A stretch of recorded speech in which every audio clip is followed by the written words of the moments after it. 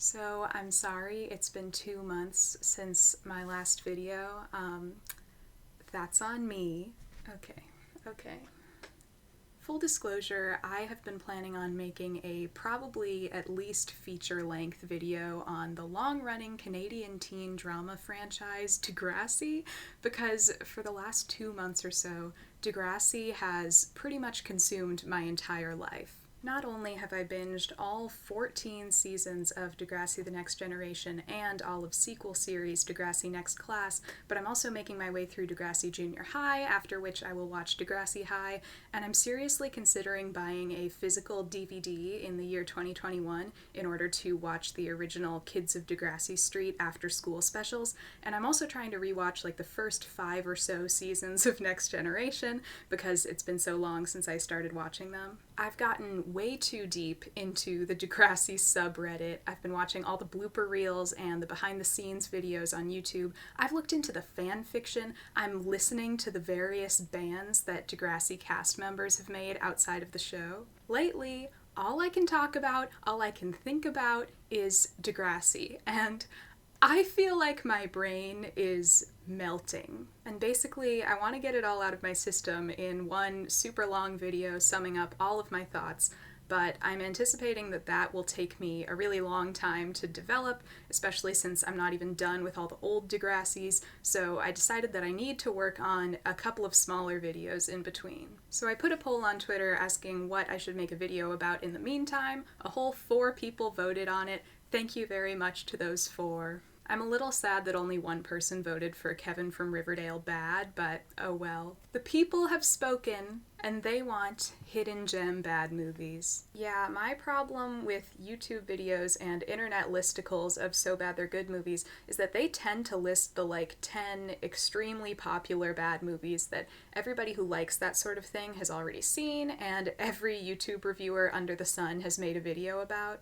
The Room, Birdemic, Battlefield Earth, Troll 2, Plan 9 from Outer Space, any number of Neil Breen films. Maybe they'll list Manos, The Hands of Fate, The Wicker Man, whatever. There are also typically a few annoying entries like the Sharknado movies, Velocipaster, movies that are trying to feed into that so bad it's good cult following, which in my opinion means they're failures right off the bat. You can't create a so bad it's good movie artificially, especially not from this cynical cash grab mindset. I don't like that. It's slimy. Slimier than a shark in a tornado.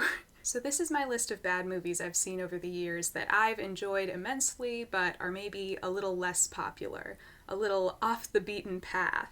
These are bad movies that you have to discover. You're probably not going to find a lot of them on BuzzFeed lists of so bad they're good movies. So without further ado, let's just jump right into it, like a man with a chainsaw jumping into a shark's throat in a tornado. Number 1, Deadly Detention. Of the movies on this list, this one might be the most popular. I don't know, it's hard to tell. But all I know is, before I watched this was a movie I would see a lot on Netflix, I would pass by it a lot, so it seems like Netflix was maybe marketing it pretty aggressively. The premise of this movie is that it's basically The Breakfast Club as a slasher movie. It's 5 kids in detention. We got hot girl, we got hot boy, we got sports girl, we got skater boy, we got gay person, question mark. If I remember correctly, this person is the first to die, go figure. At first glance, Deadly Detention is another one of those stupid, boring, wanna-be-cool Netflix teen movies, but this one has that little extra spark. It's got the X factor. And I would say it's mainly in the dialogue. I don't remember a whole lot of the plot, but I just remember the dialogue. These were some of my favorite lines. Haters gonna hate, but Barrett's always great. You wanna do it again? Hashtag YOLO. He just wanted to die hot. And he looks awful. She was beautiful. Smart as a whip and filled with dream. That last one is my absolute favorite. I watched this with my sisters, and it was the highlight of the movie. He did not say smart as a whip and full of dreams. He said full of dream. Filled with dream. That's not a thing people say. I don't know if the actor said the line wrong or if the writers genuinely thought that this was an acceptable line of dialogue. I don't know which is worse.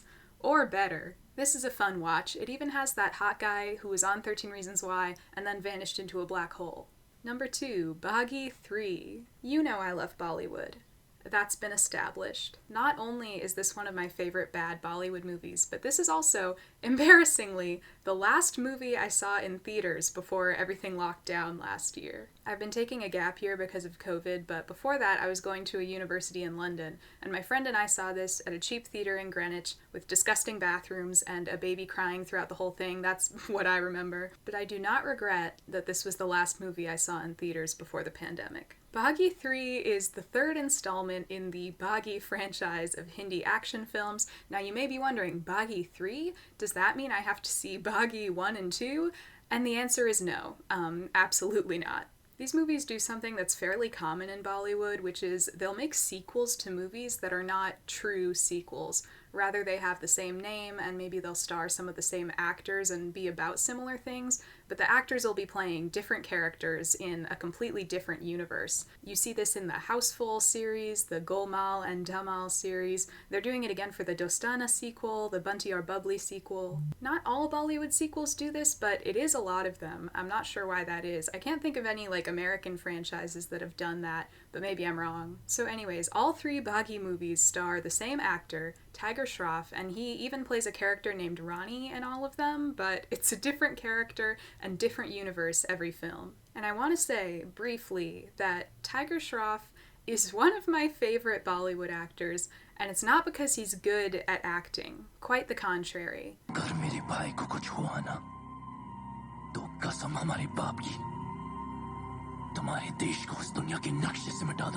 Tiger Shroff is maybe the worst actor in Bollywood. To his credit, he's a very skilled dancer and martial artist, but he definitely only has an acting career because his parents are both very famous and influential in the film industry. But he's like a so bad it's good actor. I cannot take my eyes off him when he's on screen. I kind of would like to do a whole video about Tiger Shroff's filmography someday. Anyway, in Baaghi 3, he plays a new guy named Ronnie who has this protective role over his older brother, because his older brother has always been less strong, less competent, less smart than Ronnie. He kind of needs Ronnie's help day to day.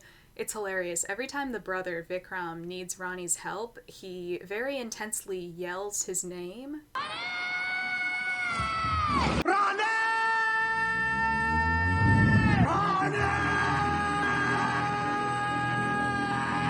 It's amazing every time. The plot of this one is that Vikram, who is a cop, gets kidnapped by Syrian terrorists, and Ronnie and his girlfriend have to save him. The plot doesn't really matter. What matters is the absolutely bonkers action sequences. That's really what these movies are known for and why people still go to them even though they consistently get terrible reviews.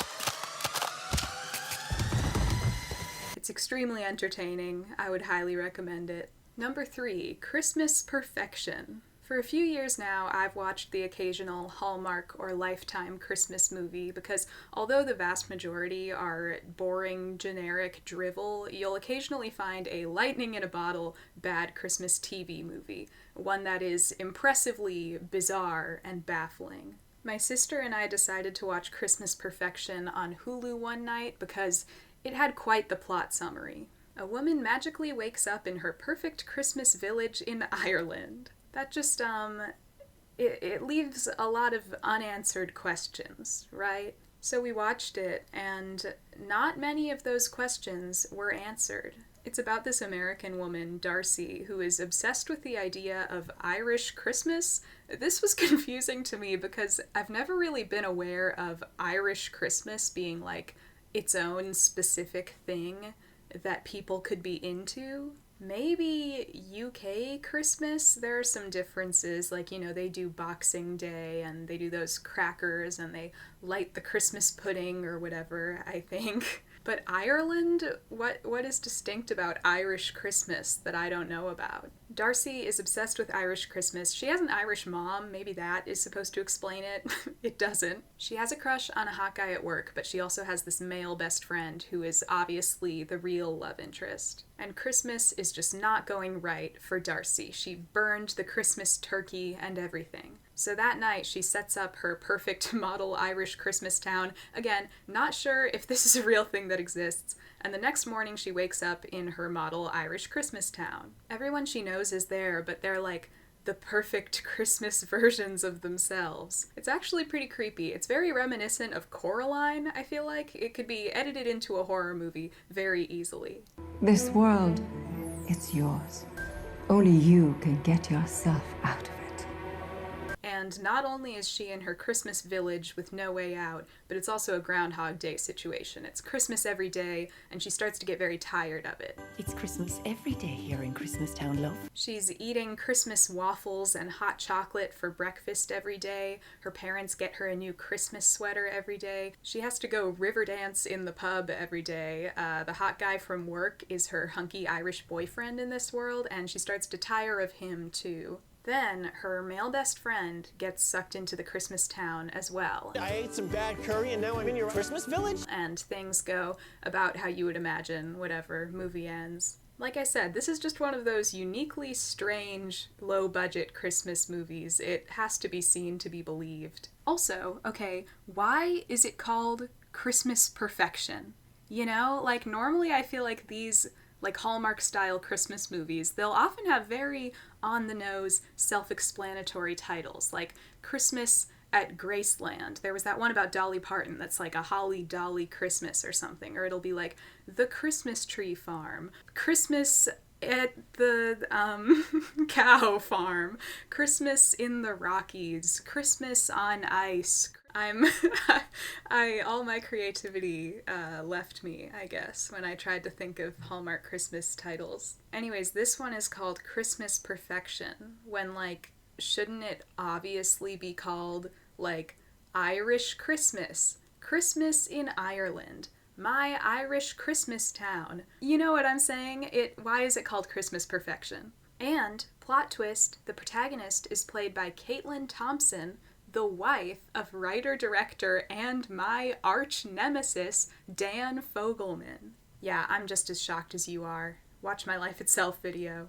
Number 4, Abduction. Before seeing Abduction, my only memory of it was seeing a lot of trailers for it as a child when it came out. This film was a post-Twilight vehicle for Taylor Lautner, an unsuccessful one, I should say. The premise is that Taylor Lautner is doing a school project with Emily in Paris, with Lily Collins about abducted children or something, and while on a website listing abducted children, he finds his own childhood photo. This discovery leads him into a whole action movie plot. This movie's really weird.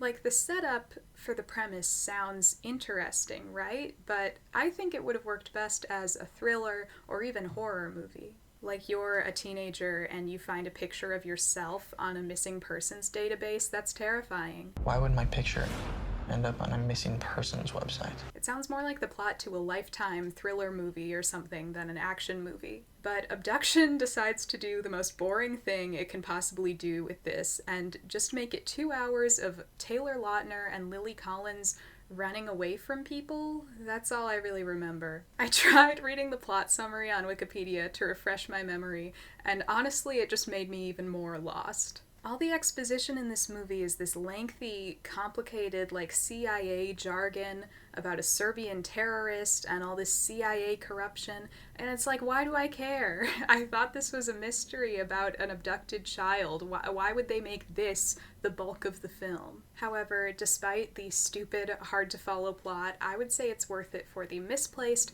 tonally dissonant Taylor Lautner and Lily Collins insta-love subplot, Taylor Lautner's acting, and some of the more ridiculous action and dialogue. Wow. That was exciting. Let's go get drunk. I'll tell you what you need to know.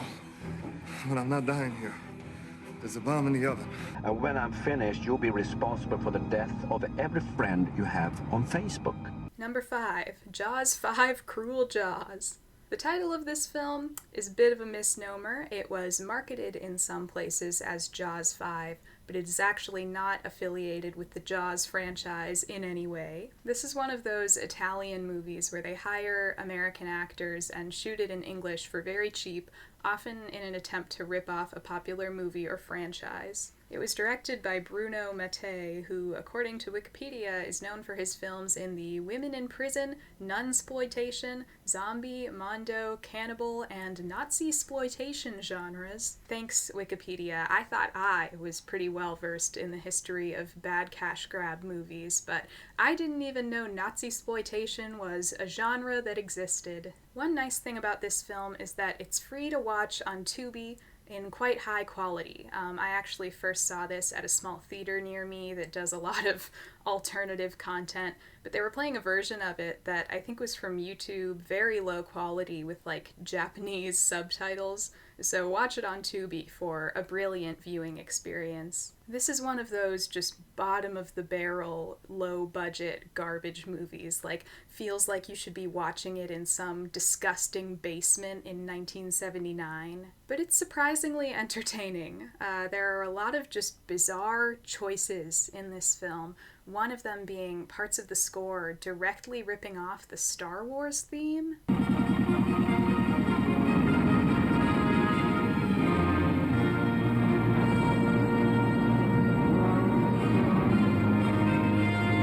There are also some interesting performances. My favorite might be this tank top himbo looking guy.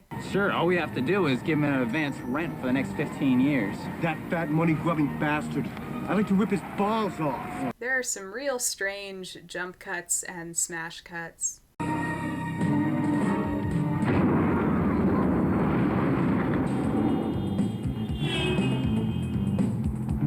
I think I might have actually mentioned this in a different video, I don't remember which one, but this movie has a long, dialogue-free scene where a man is wearing the tightest, shortest little stripy booty shorts you've ever seen.